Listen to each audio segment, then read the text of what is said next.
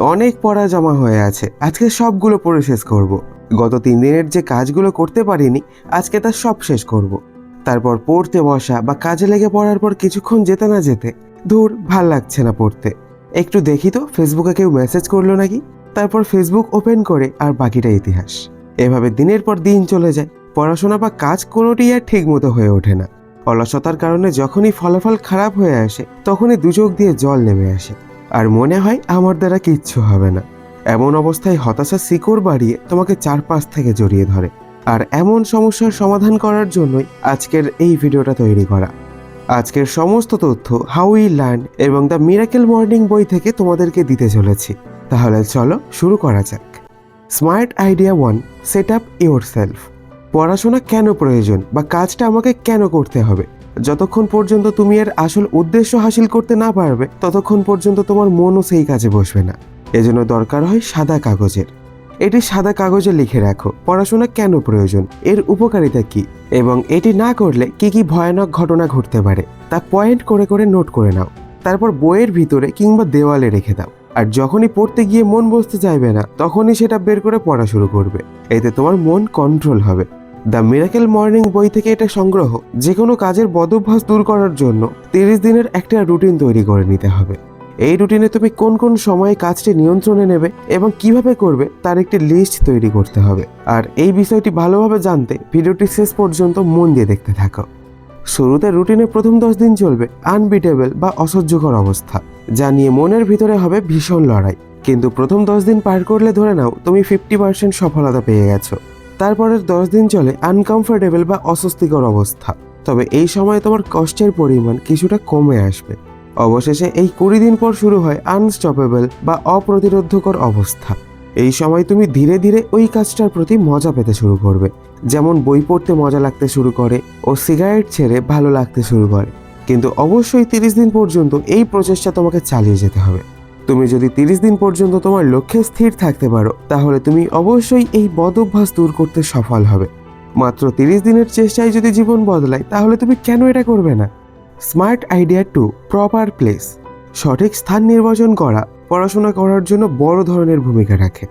পড়ার জন্য chair table বা মেঝে অনেক বেশি উপকারী, কিন্তু তুমি যদি বিছানায় বসে পড়ো তাহলে তোমার ব্রেন তোমাকে আদেশ দেবে যে তুমি ঘুমিয়ে পড়ো, কারণ বিছানার সাথে ঘুমের সম্পর্কটা ব্রেন ভালোই বোঝে। তাই ভালো করে পড়ার জন্য বিছানার কাছ থেকে দূরে থাকাই মঙ্গল। Smart idea 3, smart study. Pass করার ভয় কিংবা দুশ্চিন্তা মাথায় নিয়ে পড়তে বসার চেয়ে নিশ্চিত মনে পড়তে বসা অনেক বেশি তাৎপর্যপূর্ণ, কারণ ভয় কিংবা দুশ্চিন্তায় ব্রেন খুব স্লো কাজ করে। তাই আজকে নতুন কিছু শিখবো এই মানসিকতা নিয়ে পড়তে বসতে হবে। এক নাগারে 2-3 ঘন্টা না পড়ে 25 মিনিট পরে 5 মিনিটের জন্য বিরতি নিয়ে পড়া অনেক বেশি কার্যকর, কারণ ব্রেন এক নাগারে 30 মিনিটের বেশি লোড নিতে পারে না। যদি পড়তে গিয়ে তোমার মনের মধ্যে বিভিন্ন চিন্তা আসে তবে সামান্য জোরে জোরে পড়া ভালো। আর শুধু পড়লেই হবে না, পড়াটা রিমাইন্ড করার চেষ্টা করতে হবে। এই জন্য পড়ার পর লেখা কিংবা চোখ বন্ধ করে ছবি সহ পড়াটা ইমাজিন করা অনেক বেশি কার্যকর। অনেক সময় পড়তে গিয়ে মনে হয় পড়াটা মুখস্থ হয়েছে, কিন্তু পরীক্ষায় গিয়ে সেটা আর মনে পড়ে না, কারণ তুমি ভেবেছো পড়াটা হয়ে গেছে কিন্তু ব্রেন বলেছে হয়নি। তাই ব্রেনকে সান্ত্বনা দেওয়ার জন্য রিমাইন্ড বা ইমাজিনেশন অনেক বেশি কার্যকরী। পড়া শেষে তুমি যদি সেটা কাউকে শোনাতে বা বোঝাতে পারো তবে সেটা আরও কয়েক গুণ বেশি কার্যকরী। Smart idea 4, keep distance from gadget. পড়ার সময় বা অন্য কোনো গুরুত্বপূর্ণ কাজের সময় মোবাইল বা ল্যাপটপের প্রয়োজন না হলে সেগুলো হাতের নাগালে না রাখাই শ্রেয়, কারণ পড়তে বসে একবার হলেও মন চাইবে দেখি তো কেউ মেসেজ করলো কিনা, একটু রিল দেখলে কি আর হবে, একটু গেম খেলে ইত্যাদি।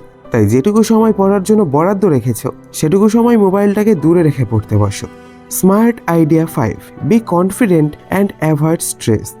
আত্মবিশ্বাস অনেক বড় একটা বিষয়। আজকের বড় বড় কোম্পানি যেমন অ্যাপেল, মাইক্রোসফট, অ্যামাজন ইত্যাদি শ্রম আর আত্মবিশ্বাস নিয়ে জগৎ সেরা হয়েছে। যে কোনো কাজ করার আগে নিজের মনকে এটা বিশ্বাস জাগাও যে তুমি এটা অবশ্যই পারবে, কারণ বায়োলজিতে এটা প্রমাণিত হয়েছে যে সাধারণভাবে যে কাজটা করা হয় সেটা যদি আত্মবিশ্বাস নিয়ে করা হয় তবে শরীরের কোষগুলো কয়েক গুণ বেশি সক্রিয় হতে পারে এবং ফলাফলও দ্বিগুণ হয়। তাই বি কনফিডেন্ট, অ্যাভয়েড স্ট্রেস, অর্থাৎ ভয় বা সংকীর্ণতা তোমার সফলতার প্রধান বাধা। যদি পড়া একগাদা জমা হয় আর কালকে পরীক্ষা হয় তবে সেক্ষেত্রে দুশ্চিন্তায় সময় নষ্ট না করে সময় ভাগ করে নিয়ে পড়তে বসলে পরীক্ষায় আরও 10 থেকে 15% মার্কস বেশি পাবে। তাই যে কোনো ক্ষেত্রে দুশ্চিন্তা ভয় করে সময় নষ্ট না করে সেটা কনভার্ট করে স্টাডি বা ওয়ার্ক টাইমে নিয়ে যাওয়াই বুদ্ধিমানের কাজ। Smart idea 6, proper diet and sleep. স্বাস্থ্য সকল সুখের মূল। হ্যাঁ, সত্যিই তাই। পর্যাপ্ত ঘুম এবং সুস্বাস্থ্য তোমার কাজের মাত্রাকে অন্য মাত্রায় নিয়ে যাওয়ার জন্য সামর্থ্য রাখে। নিউরোবিজ্ঞানীদের মতে মস্তিষ্কের প্রপার কাজের জন্য 6 থেকে 7 ঘন্টা ঘুম আবশ্যক, কারণ ঘুমের মাধ্যমে ব্রেন তার সকল প্রয়োজনীয় ডেটা স্টোর করে সাজাতে থাকে এবং পরবর্তী কাজের জন্য প্রস্তুত হয়। তাই যথাযথ ঘুম তোমাকে সৃজনশীলতা থেকে শুরু করে উদ্যম নিতে পারে। ব্রেনকে আরও বেশি সচল রাখতে যেমন সবুজ শাকসবজি, ফলমূল, বাদাম, খেজুর ইত্যাদি প্রোটিন ও ভিটামিনযুক্ত খাবার খাওয়া শরীরের জন্য অনেক বেশি দরকারি। এছাড়াও অনেকের মনে প্রশ্ন থাকতে পারে, রাত জেগে পড়া ভালো নাকি সকালে পড়া ভালো? তো বিজ্ঞানীদের মতে ঘুমের জন্য সবচেয়ে উপযুক্ত সময় হলো রাত 11টা থেকে সকাল 7টা পর্যন্ত।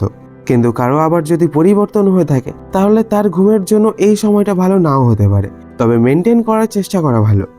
সকালে কিংবা রাত কোনো যায় আসে না, যখন তোমার মাইন্ড ফ্রেশ থাকে ঠিক তখনই পড়তে বসো। তবে পরের দিন যদি থিওরি এক্সাম থাকে তবে তাড়াতাড়ি ঘুমানোই ভালো, আর যদি ম্যাথামেটিক্যাল বা ইকুয়েশন এক্সাম থাকে তাহলে একটু রাত জেগে পড়াটাই ভালো। এছাড়াও পড়া মনে রাখার জন্য আরও কিছু গুরুত্বপূর্ণ সহজ কৌশল হলো, যা পড়েছি তা অন্যকে শেখানো, পর্যাপ্ত পরিমাণে ঘুমানো, ছন্দকারে এবং কিওয়ার্ড মিলিয়ে পড়া, পড়ার জন্য সঠিক সময় নির্বাচন করা, কনসেপ্ট ট্রি ব্যবহার করে পড়া, লিখে লিখে বা ছবি এঁকে পড়ার অভ্যাস করা, বেশি বেশি পড়া ও অনুশীলন করা, কালারিং বা মার্কার পেন ব্যবহার করে দাগিয়ে পড়া, পড়ার প্রতি আকর্ষণ অনুভব করা, পড়ার সারমর্ম নিজের মতো করে নোট করা, কেনর উত্তর খোঁজা এবং কল্পনায় তার ছবি আঁকা, অর্থ বুঝে পড়া এবং পড়ার সাথে লেখা। তো প্রত্যেকবারের মতো আবারও বলছি, ভিডিওটা ভালো লাগলে তোমার প্রিয়জনদের কাছে শেয়ার করে দিও। আর মনে যদি কোনো প্রশ্ন থাকে কিংবা কোন বিষয়ে ভিডিও দেখতে চাও আমাকে কমেন্টে জানিও, তাহলে খুব শীঘ্রই ভিডিও নিয়ে আসতে পারবো। তো দেখা হবে পরের ভিডিওতে, তাই ভালো থেকো, সুস্থ থেকো, ধন্যবাদ।